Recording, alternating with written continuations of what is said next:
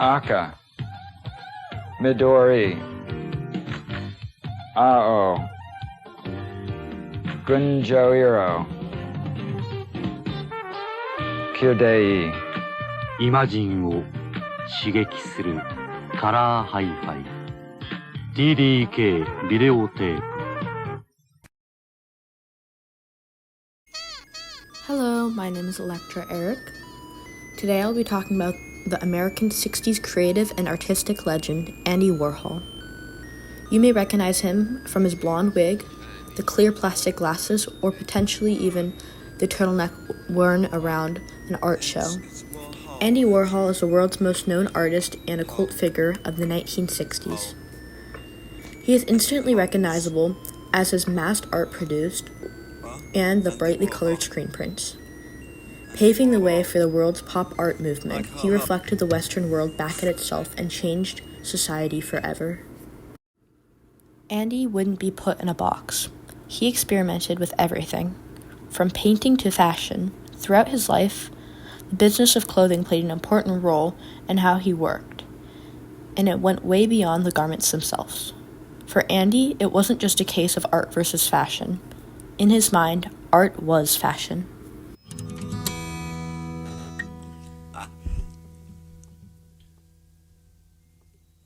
Hey, ready? Yeah.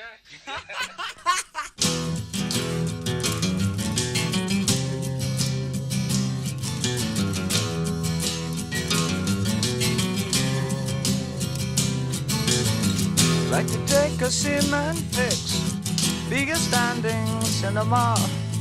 Dress my friends up just for show, see them as they really are. But the people in my brain, 2 new pens to have a go. I'd like to be a gallery, put you all inside my show.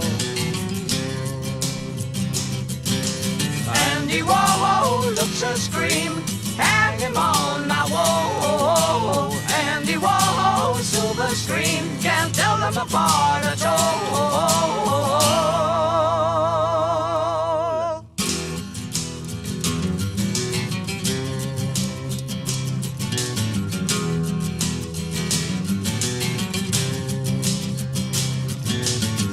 Andy walking.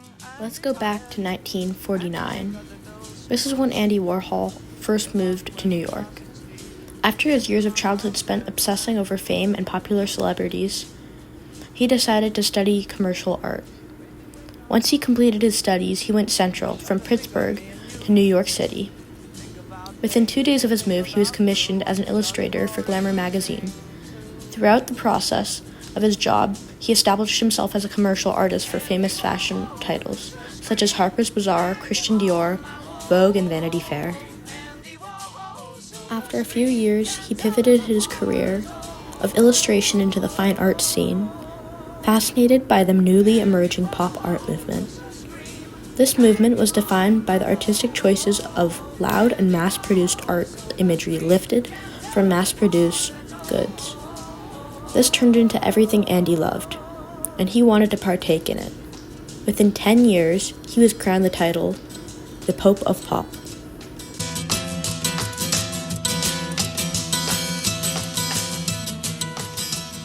After his first foray into fine arts, a black and white painting of a Coca-Cola bottle, he was in an art block of what to do next, so he took a break to meet with his friends, and from their discussions, he was inspired to create something that everybody recognizes.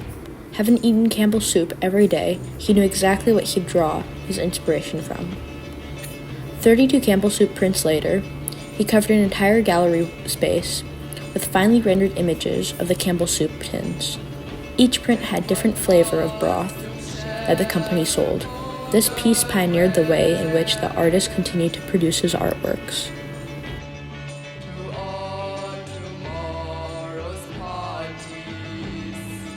231 East 47th Street was the address that Andy Warhol first created his foil-covered studios, given the nickname The Factory.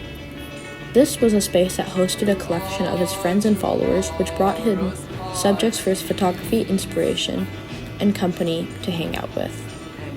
Through the production of the factory, Andy created not only films, prints, and sculptures, but dresses too. As Andy said, "I'd rather buy a dress and put it up on the wall." She turned once more to Sunday's cloud and cried behind the door. Later on in his career, Marilyn Monroe became an inspiration to Warhol. He recreated her image and reproduced it on mass scale, varying in color palettes in response to mass culture. This response reflected the hegemonic views of Warhol himself and replied to concepts through what colors defined power in America in the 1960s. He observed how the world lived in a daily spiral of a consumerist nature, and the pieces were hung together to form a repetitive pattern of color, like the supermarket shelves that he observed. Andy knew that self-marketing was an important part of promoting his artwork, so with this time out of the studio, he spent lots of nights out meeting fellow celebrities and fashion designers, and also partaking in advertisements on television. This pushed his personal image as an iconic figure to the mass public, which reached many viewers, and over some time, he was placed on a pedestal for his popularity. This was extremely beneficial to his art. Now he was well recognized and was able to bring attention to the collaborations he endeavored on. Through this, he collaborated with several of the top fashion designers at the time, such as Giorgio Armani, Betsy Johnson, Gianni Versace, and Halston, all of whom played an important role in his next venture, all forms of art, and was recognizable whether you were in visual arts or maybe more into music. He was present and influenced it one way or another. Early on, Yves Saint Laurent's Autumn/Winter 1966 collection featured pop art motifs. In the 80s, Andy allowed the designer Stephen Sprouse to use his camo prints over garments. And in the 90s, the image of Naomi Campbell went viral as she strutted down the runway in a Marilyn Monroe dress. Just in the 21st century, his impact can still be felt through Christian Dior's shoe advert pieces in 2013, and also in Calvin Klein's Spring/Summer 2018 catalog, making use of Andy Warhol's Disaster series. Andy moved through his life and art-making processes with a pursuit of novelty, and his mix of art and commerce is how the fashion industry itself works. His first decade in New York of drawing clothes held a sway over him. He didn't see a separation between art and fashion. They are one and the same. Andy Warhol constantly put forward alternative ways for us to live, express ourselves, and think about the world around us. His work still resonates with us decades after they were created. I will end with a quote by Warhol that I feel pertains to the present. "In the future, everyone will be world famous for 15 minutes, with my addition. Yet Warhol's impact will live on forever." Thank you.